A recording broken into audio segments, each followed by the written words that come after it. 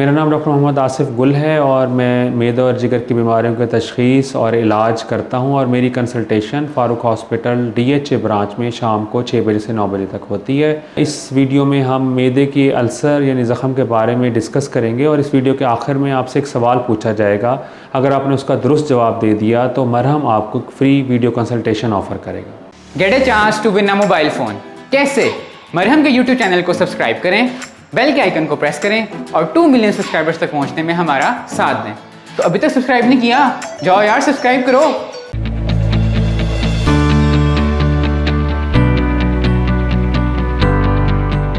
आज की हमारी वीडियो में हम मेदे के ज़ख़म और यानी कि मेदे का अल्सर, इसको हम गैस्ट्रिक अल्सर या पेप्टिक अल्सर भी कहते हैं, इसकी बनने की बड़ी बड़ी वजूहात डिस्कस करेंगे। मेदे के अल्सर बनने की सबसे बड़ी वजह हमारे पाकिस्तान या साउथ ईस्ट एशिया के अंदर मेदे का एक जरासीम है जिसको हम हेलिकोबैक्टर पाइलोराई कहते हैं और ज़्यादातर ये जरासीम हमारी खुराक से हमारे अंदर जाता है और फिर जाके ये मेदे की अंदर वाली लेयर्स के अंदर कुछ तब्दीलियां पैदा करता है, जिससे मेदे में पैदा होने वाला अपना एसिड या तेज़ाब उस अंदर वाले लेयर के ऊपर असर करता है और फिर वहाँ पे सबसे पहले सोजिश और फिर बाद में अल्सर बनने का अमल शुरू हो जाता है। तो हमारे यहाँ पर मेदे के ज़ख़म या अल्सर बनने की सबसे बड़ी वजह हेलिकोबैक्टर पाइलोराई या H. पाइलोराई का जरासीम है। क्या आप मरहम की सर्विसेज अवेल करना चाहते हैं तो आज ही गूगल करें हेल्प मी मरहम और घर बैठे डॉक्टर की अपॉइंटमेंट बुक कराएं या फिर ऑनलाइन वीडियो कंसल्टेशन के थ्रू अपने डॉक्टर से ऑनलाइन बात करें और मेडिसिन और लैब टेस्ट के ऊपर डिस्काउंट भी हासिल करें। दूसरी बड़ी वजह हमारे यहाँ पर बेजा दर्द की दवाइयों का इस्तेमाल है और वो दर्द की दवाइयाँ जिस तरह से डिस्प्रीन, एस्प्रीन, पॉन्स्टान, ब्रूफन, डाइक्लोरान, ब्रेक्सिन, फ्लोजन वगैरह हैं, अगर आप डॉक्टर्स की हिदायत के बग़ैर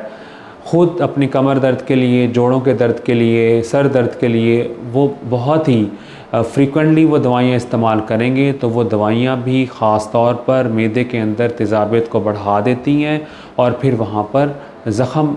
बना देती हैं, जिससे भी आपको मुख्तलिफ़ किस्म की पेचीदगियों का सामना करना पड़ता है। तीसरी बड़ी वजह मेदे के ज़ख़म के बनने की हमारी हकीम होम्योपैथिक की दवाइयाँ हैं, वो पुड़ियाँ हैं जिनमें वो हमें ऐसी दवाइयाँ देते हैं इसके ऊपर कोई नाम नहीं लिखा होता और जनरली ये स्टीरॉयड्स होते हैं। ये भी मेदे के अंदर जाकर मेदे में सोजिश और फिर आहिस्ता आहिस्ता वहाँ पे ज़ख़म बना देते हैं। चौथे नंबर पर अगर हम देखें तो हमारे ज़िंदगी के अंदर ऐसी खुराक जिसके अंदर ऑयल का कंटेंट, तेल का हिस्सा, तली हुई चीज़ें, बहुत ज़्यादा रिफ़ाइंड प्रोडक्ट्स, मिर्च मसाले वाली चीज़ें, केचप, सॉस और बहुत ज़्यादा बटर और मेयोनीज़ और चीज़ वाली चीज़ें जब हम बहुत ज़्यादा मिक़दार में खाते हैं और हमारा फूड ज़्यादा देर तक मेदे में ठहरा रहता है और उसका वहाँ से अगली आंत के हिस्से में जाने का प्रोसेस स्लो होता है, तो वो पैदा होने वाला तेज़ाब भी मेदे के अंदर सोजिश पैदा करता है और बिलाखिर वहाँ पर ज़ख़म या अल्सर बनाता है। अब ये अल्सर किस तरह से आपको महसूस होगा कि आपके अंदर जिस्म के अंदर ये अल्सर मेदे के अंदर बन रहा है, क्योंकि बज़ाहिर तो ये नज़र नहीं आएगा। तो इस तरह हम थोड़ी सी इसकी अलामात भी डिस्कस कर लेते हैं कि इससे आपके मेदे वाली जगह पर यानी सीने की हड्डी के नीचे दर्द हो सकता है, खाना खाने के बाद आपका पेट फूल सकता है, खाना खाने के बाद खट्टा या तुर्श पानी आपके मुंह की तरफ आ सकता है। इसके अलावा आपकी भूख कम हो सकती है, यानी अगर आपको एक रोटी आपने खानी है तो आपने आधी रोटी के बाद आपका पेट भर जाएगा और आपका दिल नहीं चाहेगा और खाना खाने के बाद आपको पेट भरा भरा महसूस होगा। अगर ये केस ज़्यादा पेचीदा हो जाए तो फिर ये यहाँ से ब्लीडिंग भी हो सकती है और आपके पखाने का रंग ब्लैक भी हो सकता है और अगर ये बहुत ज़्यादा अग्रेसिव हो जाए तो फिर आपको वॉमिटिंग यानी कि उल्टी में भी खून आ सकता है। अगर आपको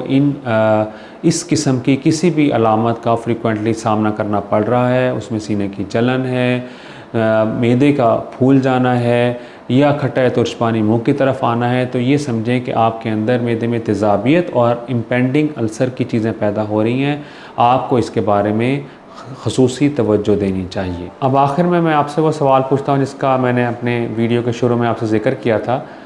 क्या आप बता सकते हैं कि ऐसी कौन सी चीज़ें हैं जिससे मेदे के अल्सर की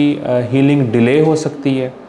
अगर आप इसका सही जवाब दे देंगे तो मरहम आपको एक फ्री वीडियो कंसल्टेशन ऑफ़र करेगा। आज की हमारी वीडियो के बारे में अगर आपका कोई क्वेश्चन है, कमेंट है, तो आप नीचे कमेंट्स में जाके पूछ सकते हैं और अगर आप इसके बारे में मज़ीद कंसल्टेशन लेना चाहते हैं तो मरहम के ज़रिए फ़िज़िकल या ऑनलाइन मुझसे कंसल्ट कर सकते हैं।